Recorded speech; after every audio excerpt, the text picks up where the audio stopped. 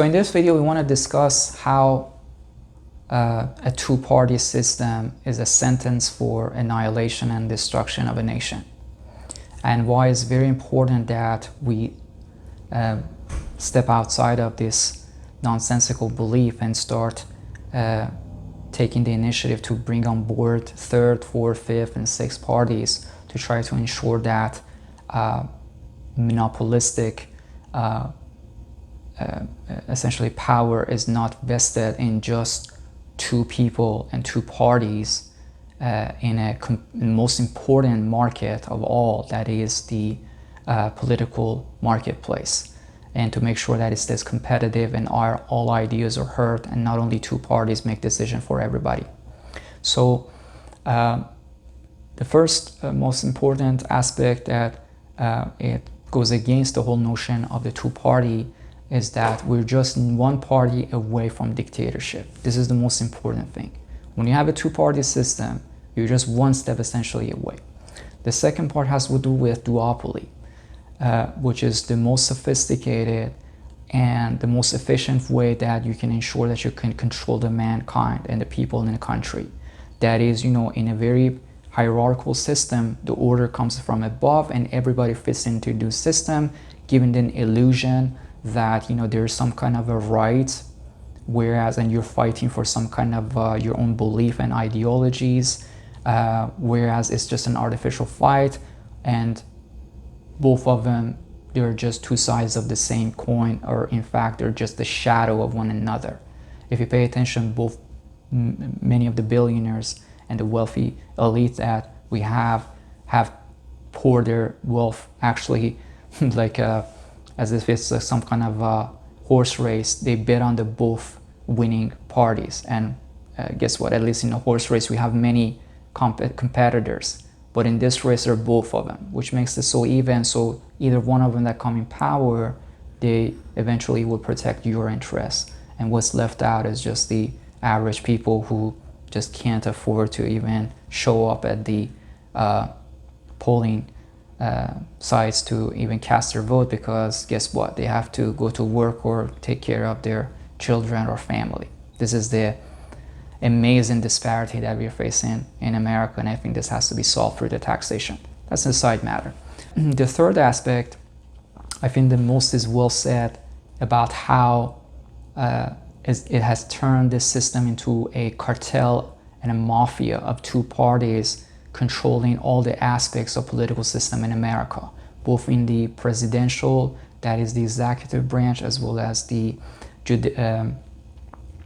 legislative branch, that is the Congress. And I think nobody says that better than my favorite hero. I have a lot of respect for him, Ralph Nader, and I've become so familiar with his work and understanding that how he managed to get GM, for example, to build safer cars in America, and how nobody went after this guy to vote for him. But then again, because of that mafia and cartel that has been formed in America, which he goes ahead and he says it best in his video, as you're going to watch it, he will explain that how they came after him and they make sure that they can effectively silence him.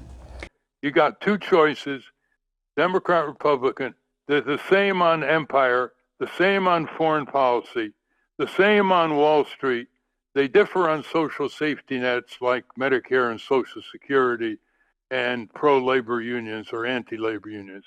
But on major issues, they are very similar, and they behave that way in Congress.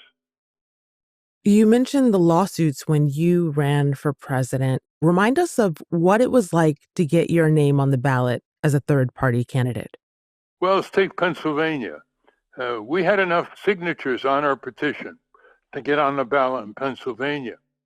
And one day we were notified that the lawyers for the Democratic Party had filed suit in courts in Pennsylvania to get us off the ballot. We can imagine, how do we find lawyers to defend ourselves in 25 lawsuits all at once? And they found some Democrat-appointed judges who were very congenial with getting us off the ballot. And we ended up in a terrible predicament. They did the same thing in Oregon. They actually called our petitioners at home and said, if you continue getting signatures, you could be violating criminal laws, which is totally false, but it scared some of our petitioners. So all over, they were harassing us. Instead of taking away our agenda, why didn't they take away the minimum wage increase? Why didn't they take away universal health insurance? Why didn't they take away a peace agenda? Because they're dialing for the same corporate commercial dollars as the Republicans. That's the top priority, raising money, money, money. There's a story I read and heard about an incident in Ohio in which you had to fight for your place but were taken off the ballot because of signatures. Can you explain? Yeah, here's a perfect example. We had a real dynamo getting signatures for us in Ohio. She got about 5,000 signatures. And every page of petition signatures had to be signed by her at the bottom. So she took all these signature pages to the Secretary of State in Ohio to file them. And the official looked at it and said, oh, your signature here at age 52 is not the same as it was when you registered to vote when you were 21. Oh, wow. Therefore, all the signatures were invalidated. Huh. Well, you try filing a lawsuit a few weeks before the election. It's impossible. So she lost 5,000 signatures. That's what's going on in this country.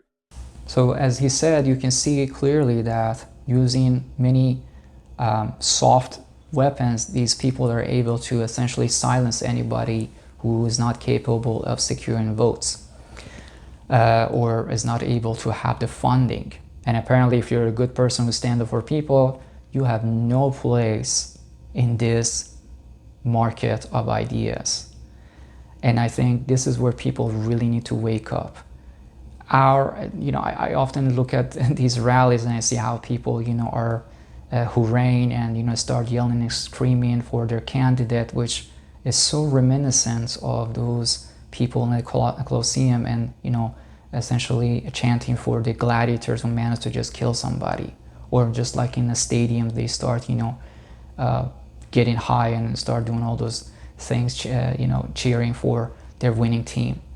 As if, they're winning an idea and defeating somebody else. This is a nation where somebody has to protect the interests of everybody, whether they take on a, particular party. It's not a war between people and their represented parties.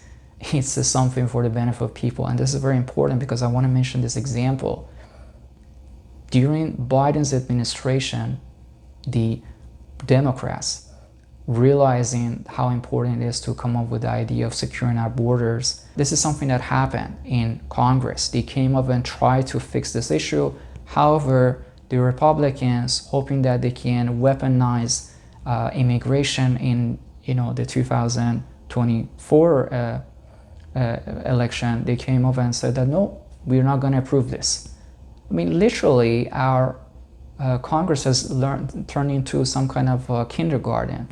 Where children are just for the sake of their own ability to get their hands on candy or toxically going against one another, not realizing how this impacting the people. They're not working for the people, they're working for their own prominent stance and trying to secure in their place in a political arena, which means that continuing on to in a circular way one another funding and trying to favor another.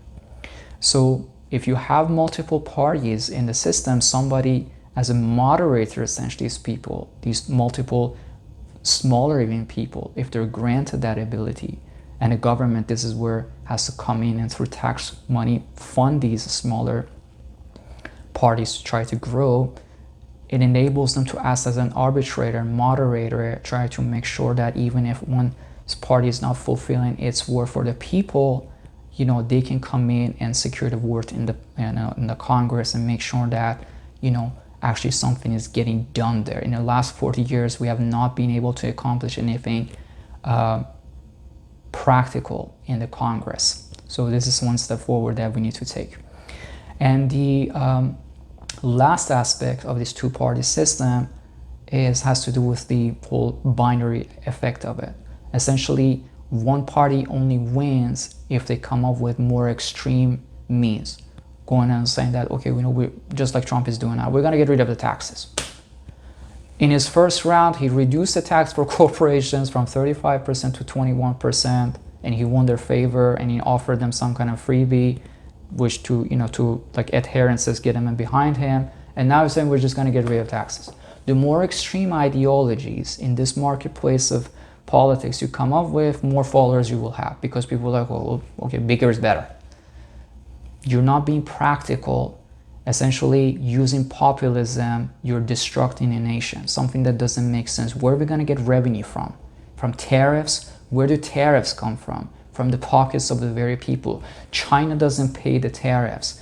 American citizens and people living in this country pay the tariffs. I really want you, for the sake of anything, wake up, my friend. You're the one who's paying that. A consumer only gravitates towards buying Chinese goods when they don't have money in their pocket. If you in America can create a better, more efficient, at a lower cost product, 100%, they don't have any essentially gravitation or inclination. Sure, they will buy American goods. But no, we want to kick out them immigrants, so even that remainder of labor force that is left, is basically that supply of labor is kicked out. So there's fewer people, and therefore not only we're not able to compete anymore, but now we have more expensive goods even from the American side. So guess what's going to happen? People are going to go to China more and more, and actually to buy goods. At the end of the day, even with the tariffs, Chinese goods would be cheaper for the American consumer. And where is China? The destination where, ironically enough, Mr. Trump has, one or more bank accounts, as we know, worth $5.5 million. I don't know what the amount is. This is a report that I got about a year ago. So this is the fallacy of it. I hope this video was helpful. If you want to help me, donation is not the only way. Sharing this video, talking to your fellow Americans, trying to spread the message, and also collaborating with me, inviting me to your meetings, to your gatherings, to your church, wherever that is, to try to spread the message that is for the people. I want to be the servants of the people. That's what the definition of a politician is. Anybody that goes outside of this definition should not be a politician. Take care of yourself.